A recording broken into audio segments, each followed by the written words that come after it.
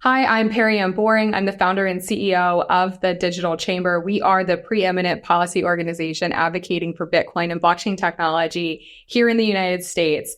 Today, I am going to give an analysis of Donald Trump's speech from the Bitcoin conference from July 27 in Nashville. This is Donald Trump's first ever speech on Bitcoin. So there's a lot of things to take note of. I'm going to share my comments and what this means for Bitcoin and blockchain policy and explain some of the nuances that he touches on in his speech. Before we press play, his speech actually starts before he even gets to the podium. The video starts with him at the podium speaking, but he actually came out on stage about a full 2 minutes before he even starts talking. As soon as they announced him, they said, "Welcome to the stage, Donald Trump," and the song, "I'm Proud to Be an American," starts playing loudly over the speakers. This must be his favorite song because they played this a lot at the convention as well.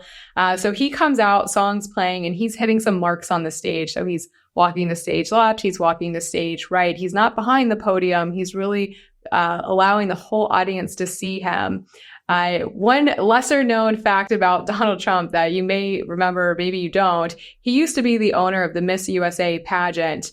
I was a competitor in the Miss USA pageant in Miss Florida and Miss DC at the time when Donald Trump owned the business. He's doing a pageant walk. This is everything you learn in pageantry, coming out, hitting your marks, and you're connecting without even saying a word before you get into your talk.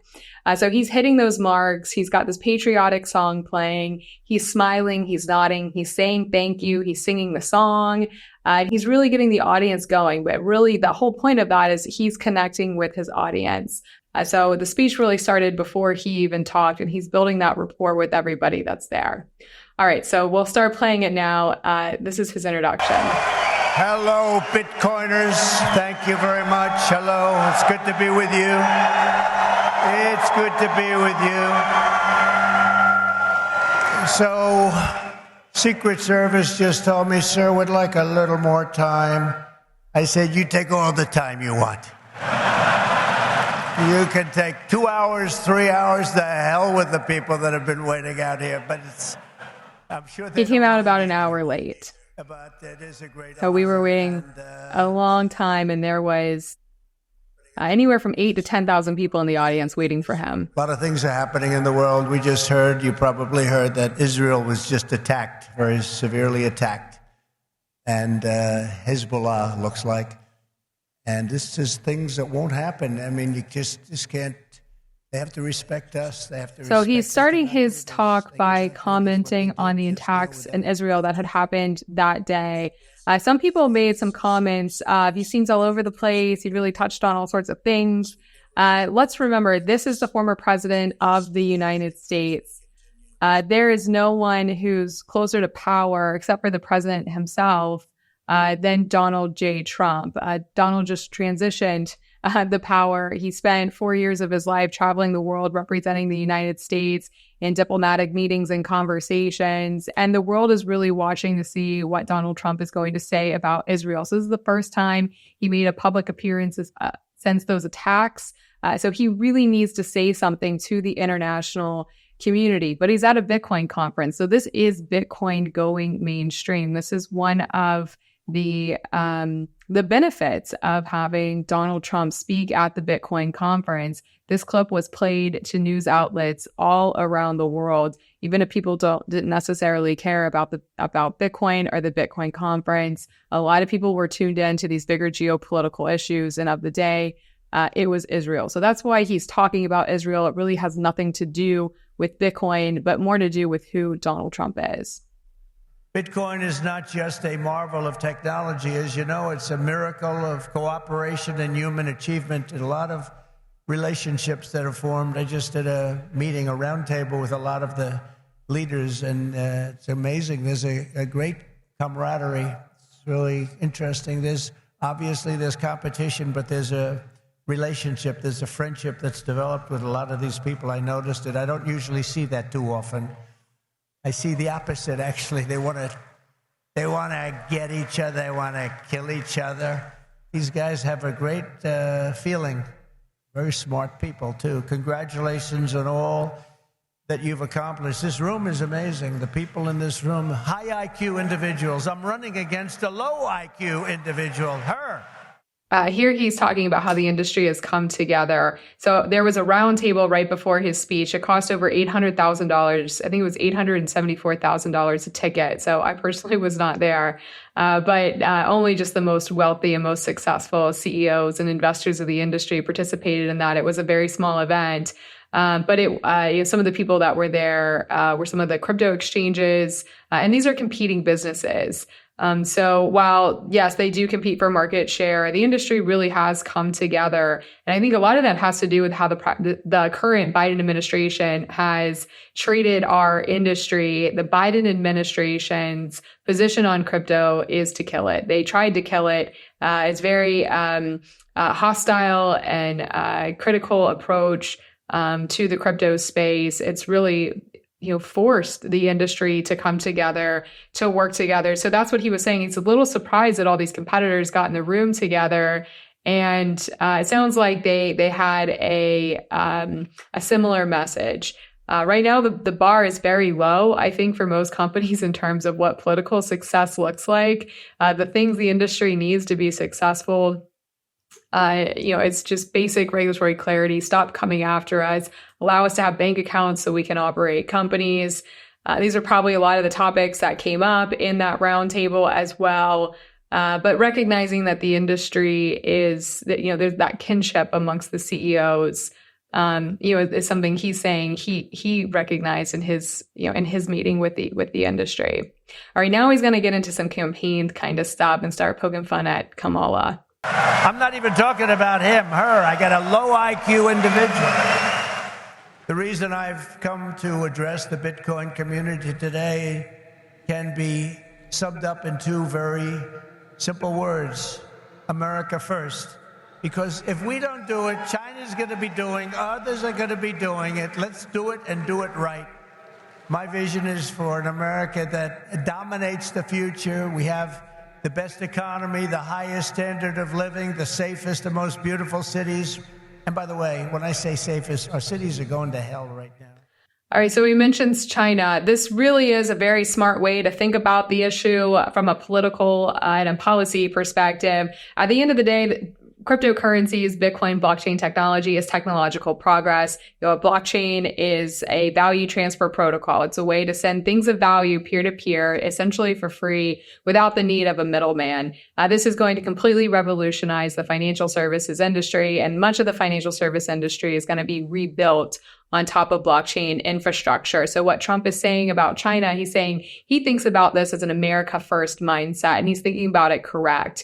At the end of the day, this technology is going to happen. And the real question policymakers should be asking themselves is, do we want this technology infrastructure built here, or do we want to cede it to other nations? China has an extremely aggressive blockchain strategy. It reaches the highest level with the highest level of their government has come out to make sure China will lead in a very China way, of course, with their central bank digital currency, the digital yuan, and their blockchain as a service program. It doesn't necessarily reflect the values of the West because there's a whole censorship component to what they're building, which makes it that much more important that the West needs to lead, specifically the United States needs to lead. So he's recognizing that this is an advanced technology. The U.S. should be at the forefront of developing this technology for the benefit of the United States. You have the SEC, you know what they're doing, obliterating Bitcoin. The reason could not be more clear, because Bitcoin stands for freedom, sovereignty, and independence from government, coercion, and control. The Biden-Harris administration's repression of crypto and Bitcoin is wrong, and it's very bad for our country. It's really quite un-American. So he just drew a parallel between the attacks the administration has carried out against the crypto industry and the personal attacks that the administration has carried out towards Donald Trump. This is about a message of freedom. This is about weaponizing the justice system to go after things you don't like. The regulators are not supposed to be merit regulators, specifically the Securities and Exchange Commission. There'll be more on that a little bit later, but it took 10 years to get spot Bitcoin ETFs approved. And it was in large part because the SEC was discriminating against Bitcoin. Even though the issuers, the funds that were trying to bring these products to market were doing everything they were required to do, the regulator was then saying, yeah, but we don't really like this. And even Gary Gensler himself, the chairman of the SEC, the day spot Bitcoin ETFs launched, he issued a statement essentially saying he doesn't like them. The regulators are supposed to be disclosure regulators. They're supposed to make sure that the companies that are bringing these regulated products to market are disclosing everything accurately and correctly. They're not supposed to say, and we like this over that, or we favor these types of investments over those types of investments. That is not the role of the state. So he's saying a lot of those patterns that you've seen in the crypto space, they're patterns that this administration has used in other types of industries and other types of attacks. And he's talking about his, he uses himself personally as an example of that. And again, if we don't win this race, and I know you're not that political, but you have to be political because your whole thing, I mean, you have a lot of politics involved in what you do. If we don't win this race, this country could be finished as we know it. This country is going to be in bad shape, and we have to be in there. We have to fight, and we have to win. And I pledge to the Bitcoin community that the day I take the oath of office, Joe Biden and Kamala Harris's anti-crypto crusade will be over. It will end. It'll be done. It'll be done. So here, Donald Trump makes a pledge to the crypto and the Bitcoin community. He is saying, as soon as I get in office on day one, we will end the war on crypto. So he's making a campaign promise. Again, this administration has been extremely hostile towards the cryptocurrency space, and he is pledging to put an end to that. Elizabeth Warren and her goons, and she's very nasty to you. She hates your people. She hates everything about you. Will keep their hands off Bitcoin. They're going to keep their hands off crypto. They're going to let it grow. We're going to let it grow. On day one, I will fire Gary Gensler and appoint a new SEC chairman.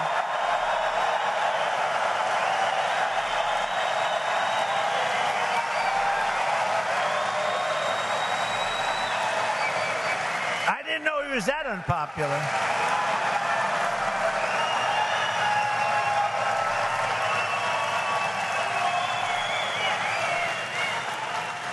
So another campaign promise, he's saying he will fire Gary Gensler. Gary Gensler is the chairman of the Securities and Exchange Commission. He got a standing ovation as soon as he said this, people just stood up and started screaming, which is kind of interesting because we're at the Bitcoin conference. So there's a lot of Bitcoin maxis in the audience where Bitcoin maxis really don't care about crypto, and the SEC doesn't necessarily have a huge impact on Bitcoin since Bitcoin is clearly a commodity and outside of the CFTC's jurisdiction. But even with the limited jurisdiction the SEC has over the Bitcoin ecosystem, it has managed to throw sand in the tires of any company building in this space. That goes for public Bitcoin mining companies, which of course are regulated by the SEC. This goes for spot Bitcoin ETF products, which are also regulated by the SEC. Anything Gary Gensler can slow down in crypto or in Bitcoin, he is and has done so. So Trump's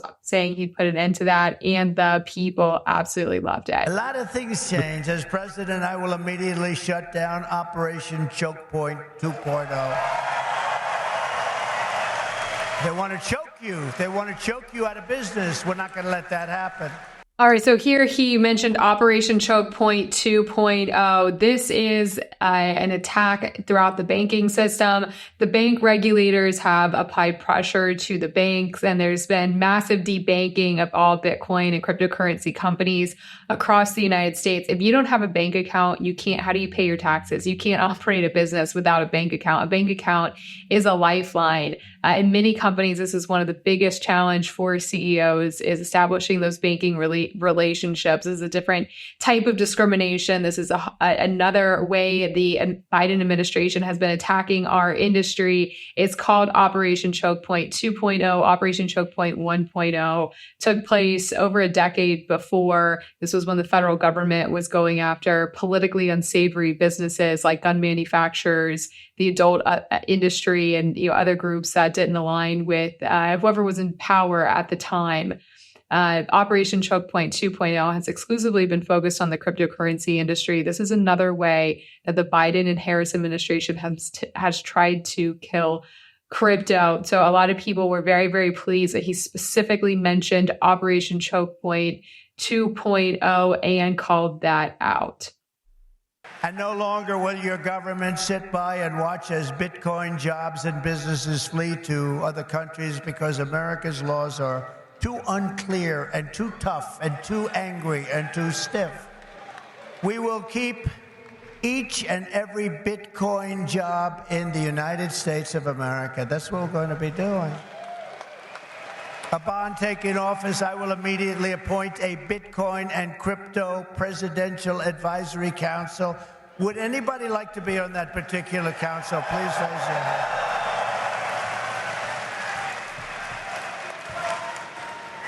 Their task will be to design transparent regulatory guidance for the benefit of the entire industry, and they will get it done in 100 days.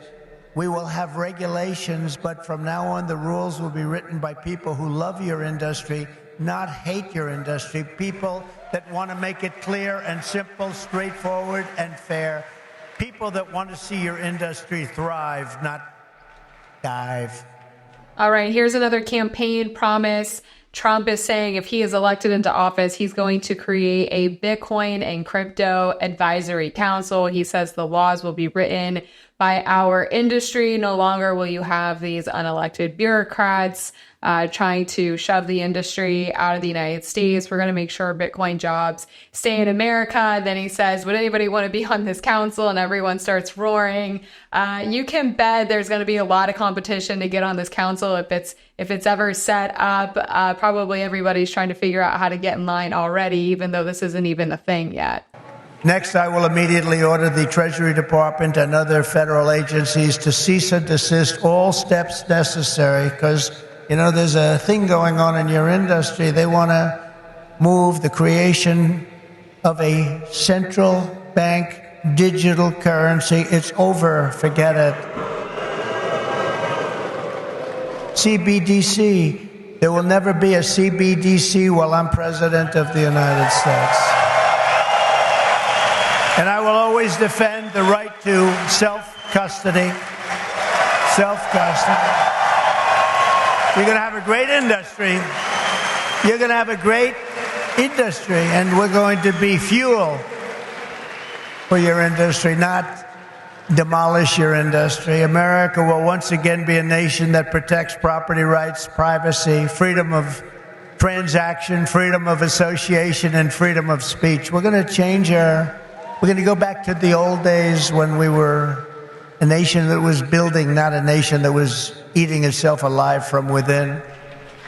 All right, this next clip is really interesting. He's talking about central bank digital currency and self-custody. So he says he will cease and desist all operations related to having a central bank digital currency.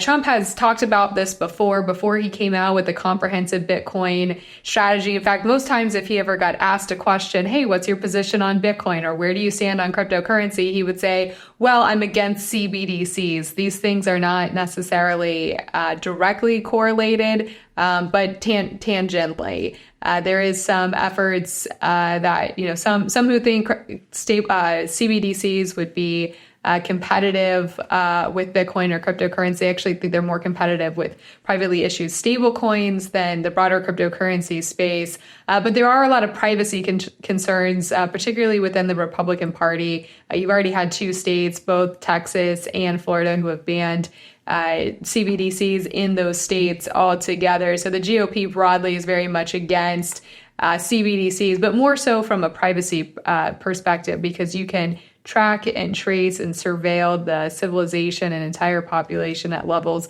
never seen before. And in fact, that's exactly what China is doing right now with the digital yuan. So he's saying there will never be a CBDC while I am president. A lot of Bitcoiners and crypto people are very excited and aligned with that. He then goes on to say, I will always, I love that he used the word always. He says, I will always defend the right to self-custody. So what self-custody means is, if you're not familiar with this is unique to the cryptocurrency ecosystem.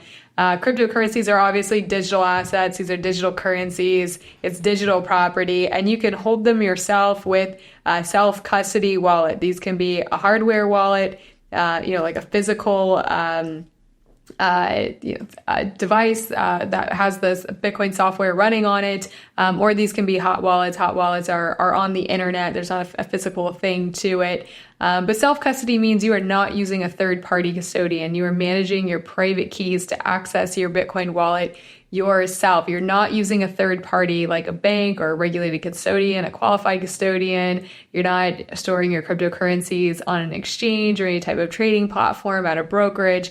You are holding it yourself. This is something completely unique to cryptocurrencies, and he is saying he will defend that right.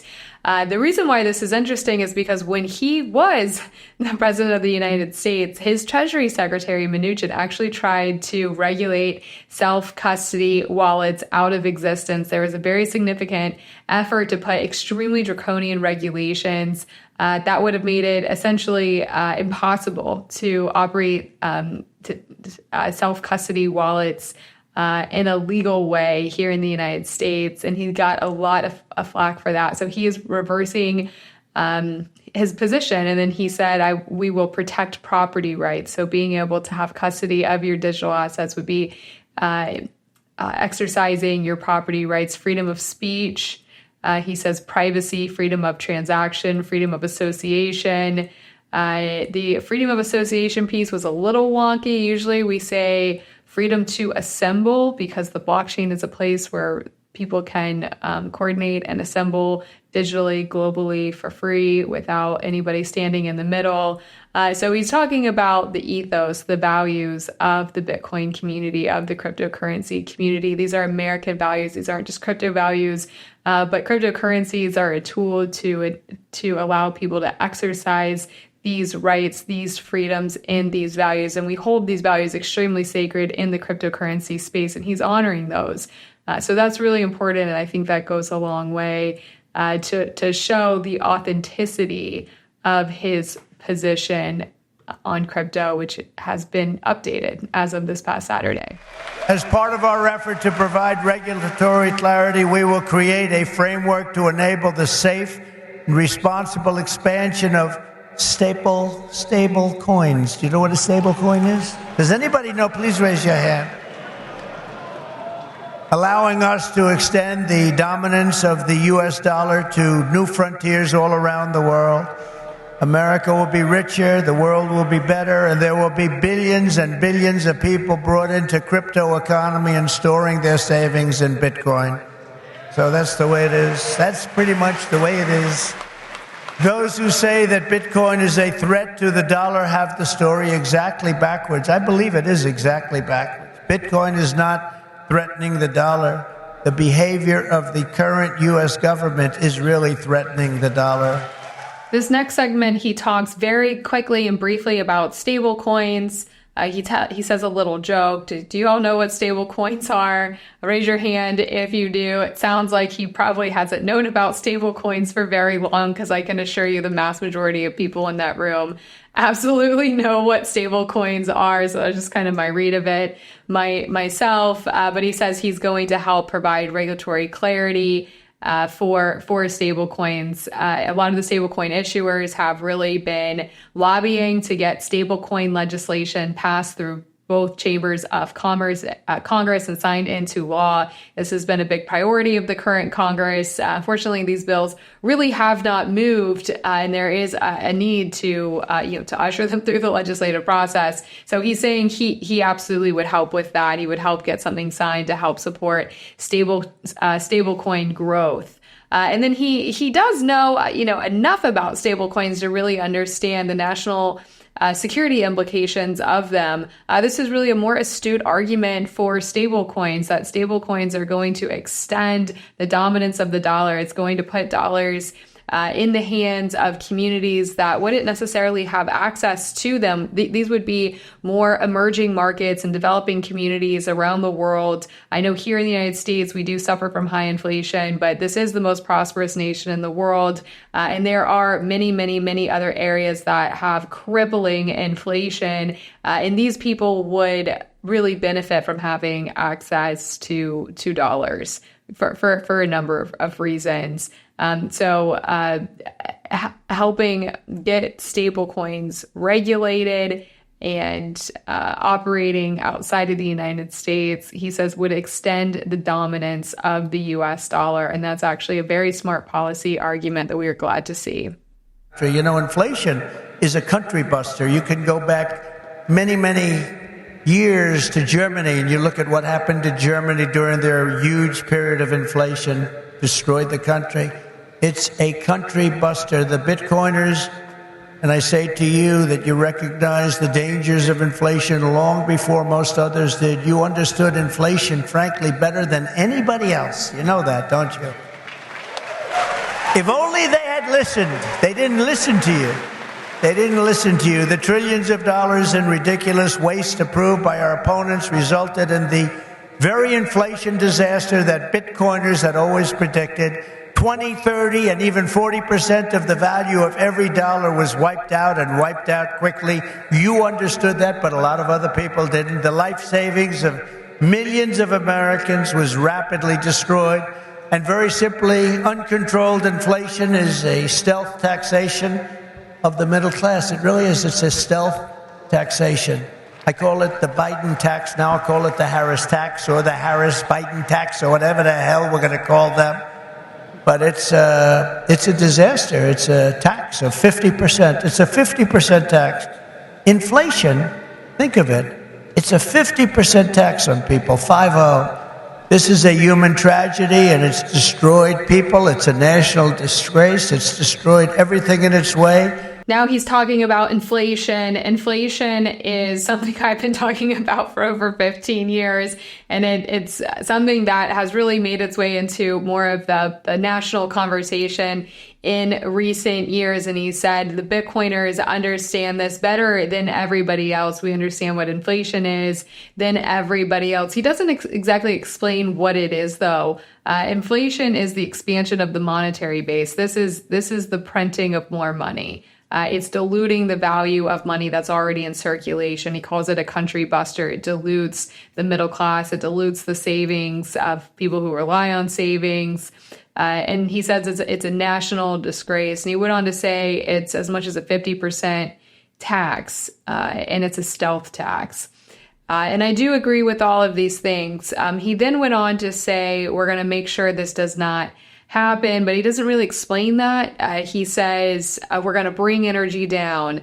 We're going to bring the price of gas down. I'm really kind of questioning if he really does understand exactly what inflation is. Inflation is not price inflation.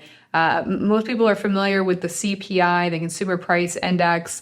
That is what we use for the official measure of inflation, but that's not actually what inflation is. That is just the symptom of inflation. Again, inflation is the expansion of the monetary base. It's that printing of new money into circulation. And as a result of that, prices do rise, and usually wages are the last to rise. And that's why this is so difficult and has been so hard on the middle class and the lower classes, because those wages cannot keep up with the rising cost of prices and goods. So he doesn't really explain that nuance. He doesn't show the real understanding of that nuance. But he does understand how dangerous inflation is and the importance to rein it in. Small criticism here of President Trump. He used the money printer pretty much just as much as everybody else came before him. He was 100% printing money. He really didn't do anything to slow down the money printer while he was in office. So it's kind of interesting that he's changing his tune We don't really have a clear plan on how he's going to run in the money printer. He's really just talking about bringing down the cost of prices, but that is not the core cause of inflation. Because of what we have under our feet, we can make it so inexpensively. And with low energy costs, America will become the world's undisputed Bitcoin mining powerhouse. You'll be a Bitcoin mining powerhouse. You will not have to move your family to China. You will not be moving to China. We are now talking about Bitcoin mining. The Bitcoin mining industry is largest in the United States, representing about 40-ish% of all Bitcoin mining happening globally. This is a very important part of the industry. A lot of the Bitcoin mining companies are now public companies, very well financed, have plenty of funds. Thus, a lot of the people running these companies have been donating a lot of money to Donald Trump's campaign and his PACs, and they've had the opportunity to meet with him. They've had multiple roundtables with them, speak with him. So they're getting a shout out in the speech as well. He talks about the Bitcoin mining policy issues in a much broader context of energy policy. He talks about the need, he says, drill, baby, drill. Of course, the drill, baby, drill comment is not something you synonymously think with the Bitcoin industry. To me, it sounds like he's trying to weave Bitcoin mining into his existing policy platforms. He didn't promise to do anything new for Bitcoin mining companies. For example, he didn't promise to end the Dame tax. This is a tax that Biden has called for. He didn't make any policy promises to end the moratoriums. There's some state moratoriums that have happened that's curbing Bitcoin mining in specific areas of the country. He didn't promise to help incentivize mining by addressing any of the specific Bitcoin mining policy issues. He's just saying, hey, if you elect me with my energy policy, this is going to be good for you because I'm going to bring down the cost of energy. With the drill, baby drill, he talks about drilling and using the natural resources that we already have in the United States. In bringing the cost of energy down, I think what he's trying to say is that will incentivize the development of more mining activity here in the United States. And I do agree with that. I absolutely think that is true because the number one cost for all Bitcoin mining companies, their biggest cost is their cost of energy. It's their price of power. So absolutely bringing those costs of power down will be helpful to the Bitcoin mining industry. But he did not go as far as saying, and here's some very specific things I can do specific to Bitcoin mining. He's just weaving it into things he's already doing. As the final part of my plan today, I am announcing that if I am elected, it will be the policy of my administration, United States of America, to keep 100% of all the Bitcoin the U.S. government currently holds or acquires into the future. We'll keep 100%. I hope you do well, please. This will serve in effect as the core of the strategic national Bitcoin stockpile. As you know, Trump is calling for a strategic national Bitcoin stockpile. Very interesting choice of words at this point. You've probably seen the news, but as soon as Trump finished his speech, Senator Cynthia Lummis introduced a bill in the U.S. Congress that would create a strategic national Bitcoin reserve. So Trump stopped a little short of creating the reserve. This is really a stockpile. So he's saying that we will take all of the Bitcoin the United States already owns. The United States has acquired Bitcoin through law enforcement actions. This would be like in the Silk Road case and a number of other criminal cases where Bitcoins were recovered from some type of illicit or criminal enterprise, and the government now has them. And instead of selling them like they have done before and like what Germany just did, we're going to hold on to them. So he didn't go as far as saying we should keep acquiring, we should buy more. This is, the best performing asset in the market today. It's in the best interest of the United States to have this on its balance sheet. We could use this to address the fiscal issues that we have, like the looming debt crisis. He kind of stopped a little short. So It'll be interesting to see how Senator Lummis's bill progresses, but there was a little bit of a disparity between what Trump said and then what Cynthia Lummis's bill actually does. He didn't go super hard or super bullish on Bitcoin, but still a very exciting announcement and a very, very sound thing to do from a policy perspective. Today, I repeat my pledge to commute the sentence of Ross Ulbricht to a sentence of time served. It's enough. It's enough. Repeats the pledge that he's made once before to commute Ross Ulbricht. If you're not familiar with who Ross Ulbricht is, he was one of the key pieces behind the Silk Road marketplace.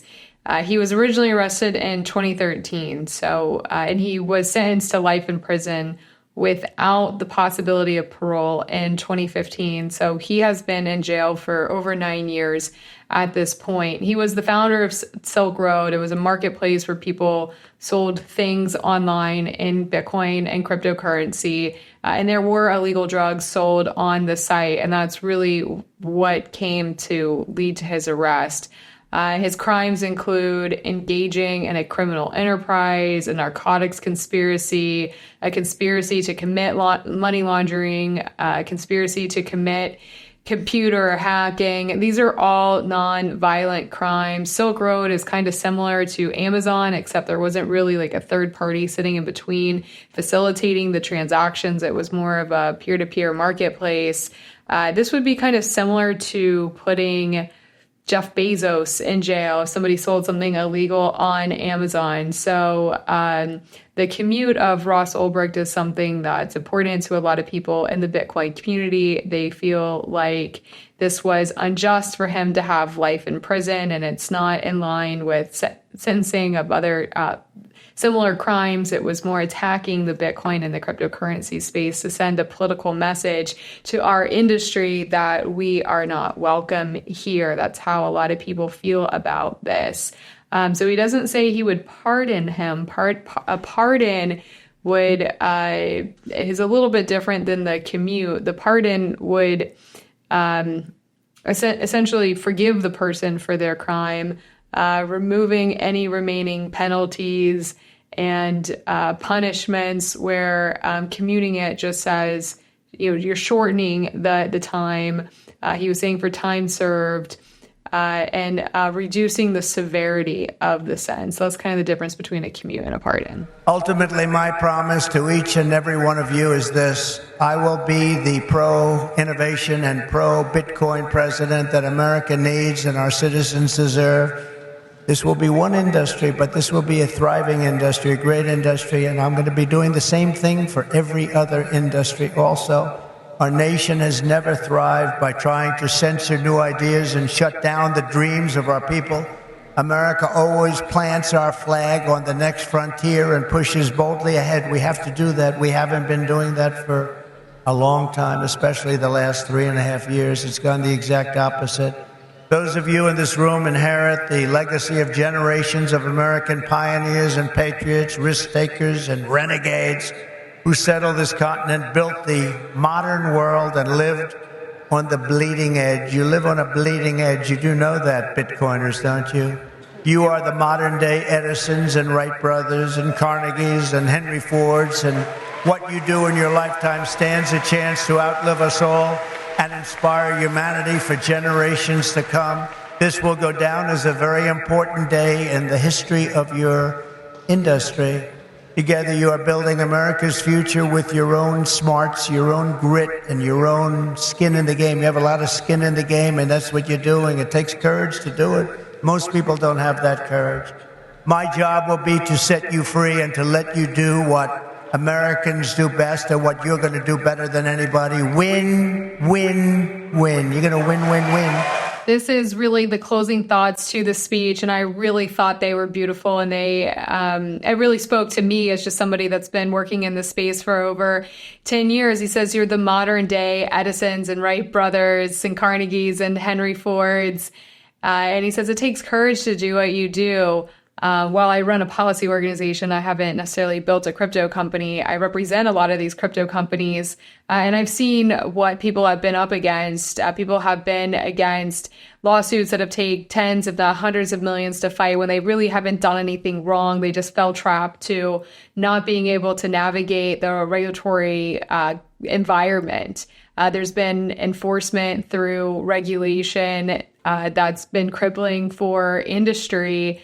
And ultimately, what this is all about is building a better, stronger financial system, one that's more equitable, one that cannot discriminate, one that's more transparent and that can operate 24/7. It's about strengthening our financial services and infrastructure. It's about strengthening the money system. This is something that should be championed, and yet it has really been demonized in recent years here in the United States. So to have the former president of the United States really honor the work of this industry and to acknowledge the critical role and importance this technology will play for future generations, I really pulled on the heartstrings of many, including myself. And I thought this was just a really nice way to wrap up the speech. Thank you all. Have a good time with your Bitcoin and your crypto and everything else that you're playing with. And we're going to make that one of the greatest industries on earth. Good luck and God bless you all. Thank you. God bless you. Thank you. The sign-off was really kind of funny. He says, have fun, have a good time with your Bitcoin and your crypto and everything else that you're playing with. This made me laugh a lot in the moment. Some of my friends thought that this was a little degrading, like have fun with your Bitcoins. What does that even mean? Like you can't play with a Bitcoin. You can't even hold it. You can't touch it. It's digital. Did he really actually understand what he was talking about? So this left some people confused. This left some people a little offended. I just thought it was funny. It's just kind of a funny thing to say. Overall, I give Trump an A- on his talk. I think this was his very first Bitcoin talk, and he had a lot of really important points. There were some areas where he could have gone a little bit further. There were some areas where he could have gone in a little bit more depth. I think for just learning about Bitcoin a couple of years ago or a couple of months ago and only having a few months to prepare for this speech, learn about Bitcoin and to prepare a speech and to prepare policy positions. I think he did a very, very solid job. This is not easy to put together. Trump has a very busy schedule. He doesn't necessarily have a lot of extra time in his schedule to learn new things.